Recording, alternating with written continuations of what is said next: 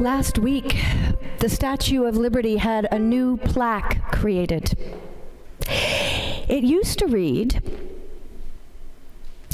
"Give me your tired, your poor, your huddled masses yearning to breathe free, the wretched refuge from your teeming shores. Send these, the homeless, tempest-tossed, to me. I lift my lamp beside the golden door." But this week, President Trump added, "But only if you are from Norway. We don't want the brown and black people from those shithole countries." And I apologize. I apologize to the founders of Windermere United Church. I am certain that they never imagined that the word shithole would be uttered publicly in the Oval Office or from this pulpit. But when the integrity of one of the world's most powerful offices is decimated by racism and white supremacy, then the Windermere pulpit cannot speak with integrity if it does not cry out against it. And if you are wondering why Canadians should care about a racist president, then you are probably white and sheltered from the kind of abuse that 11-year-old Kala Noman faced this week as she walked to school with her younger brother. This 6th grader was attacked with a pair of scissors by a man trying to cut off her headscarf in the street here in Toronto.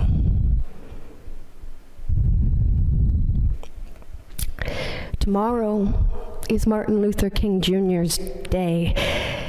And this year we mark the 50th anniversary of his murder. And the last Christmas sermon that he ever gave at his beloved Ebenezer Church was recorded by the Canadian Broadcasting Corporation as part of the Massey Lectures. "Now the judgment of God is upon us," King declared.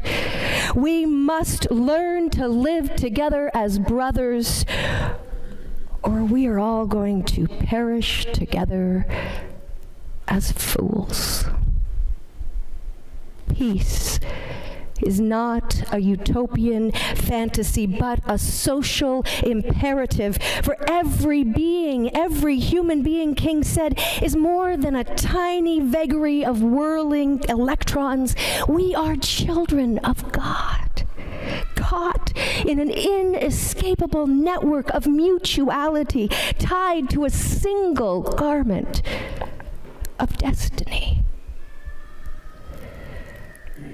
Into the mocked and forgotten town of Nazareth, God poured light and hope for all people. Born into poverty, Jesus exposes our true poverty. Like Nathaniel, wondering if anything good can come from Nazareth, we all have our own prejudices. We wonder if anything good can come from that person we hate, from those people our parents talked badly about, from those countries we blame for their own circumstances. We are as quick to write people off as Nathaniel was, and to our disdain, Philip answers with the words, "Come and see, come and see." And just when we think we have finally defined who is our neighbor, Jesus stretches the boundaries of our hearts even further. For Jesus knew us so well.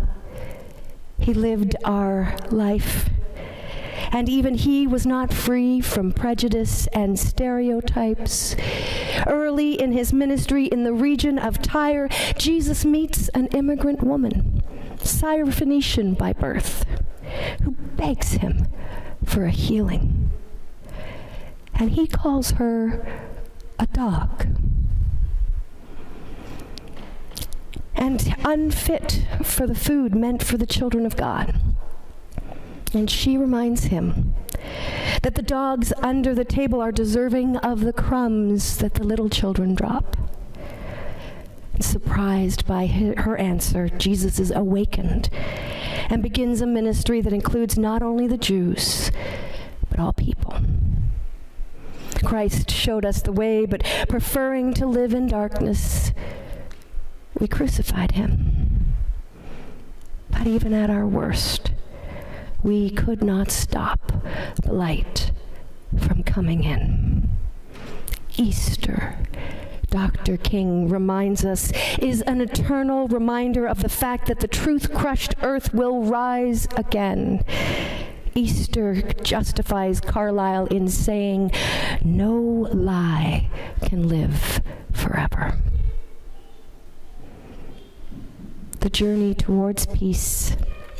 In this journey towards peace, we have divine companionship. And we do not need to fear the darkness that lives in the Oval Office or the darkness that lives in us.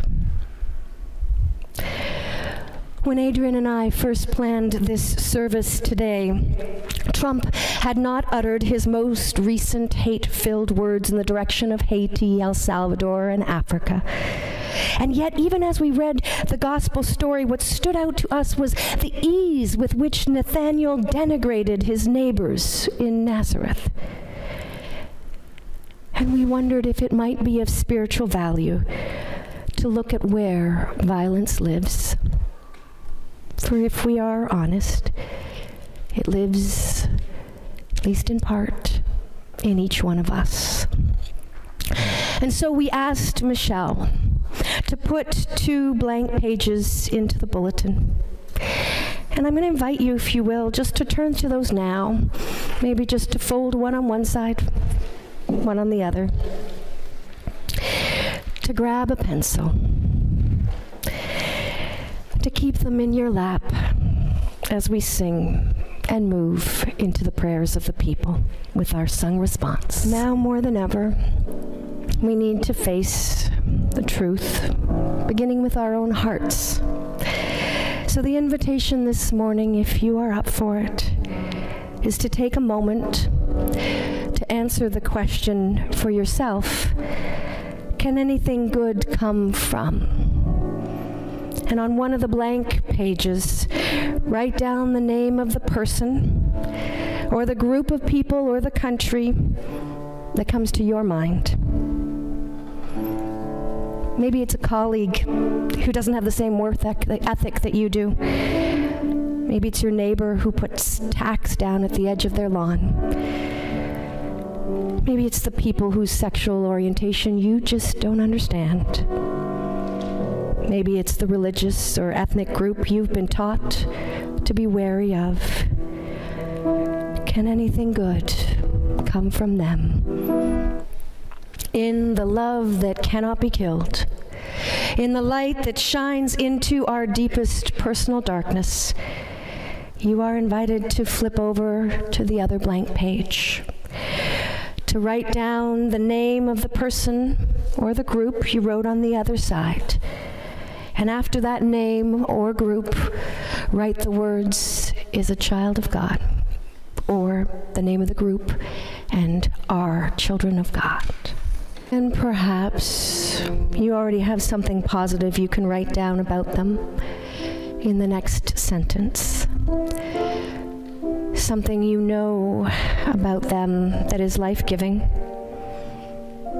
And if not, simply write down something along the lines of, "God, into my ignorance shine your light and help me to see these people as you see them." Take some time looking at what you've written, the names of the people who are children of God.